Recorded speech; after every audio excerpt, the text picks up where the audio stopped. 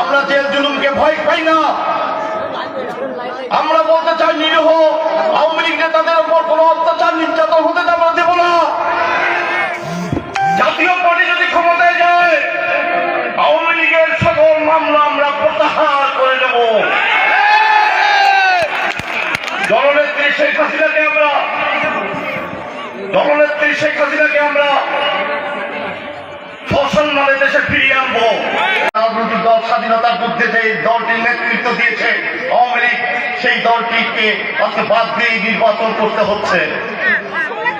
সংখ্যালঘু ভাইরা ভয় দেখা হচ্ছে যে অমুক মার্কায় ভোট দিতে হবে।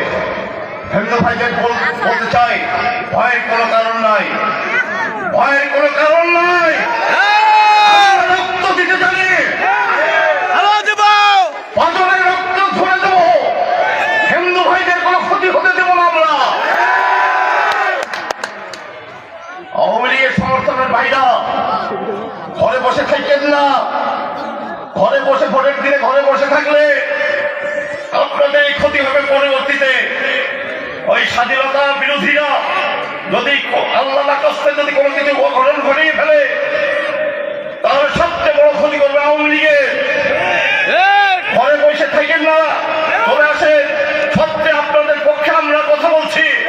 আমাদের নেতা জিএম কাদের বুক ফুলিয়ে আওয়ামী লীগের পক্ষে কথা বলছেন, দলনেত্রী শেখ হাসিনার পক্ষে কথা বলছে। ঠিক কিনা বলেন? জাতীয় পার্টি একমাত্র পার্টি যে পার্টি আওয়ামী লীগের পক্ষে দাঁড়িয়েছে।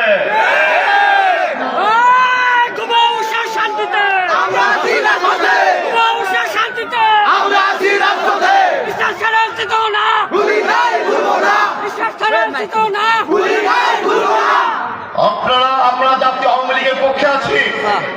আমরা জেল জুলুমকে ভয় পাই না।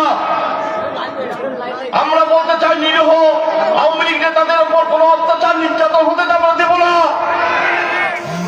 জাতীয় পার্টি যদি ক্ষমতায় যায় আওয়ামী লীগের সকল মামলা আমরা প্রত্যাহার করে নেব। দলনেত্রী শেখ হাসিনাকে আমরা সসম্মানে দেশে ফিরিয়ে আনবো।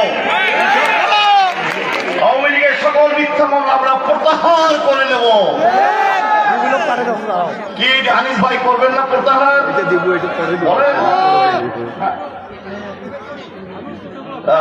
ভাইরা আমার, আমাদের কথা একটাই যে আওয়ামী লীগের নেতা কর্মীরা যারা ছড়িয়ে ছিটিয়ে রয়েছেন ভয় পাইয়েন না।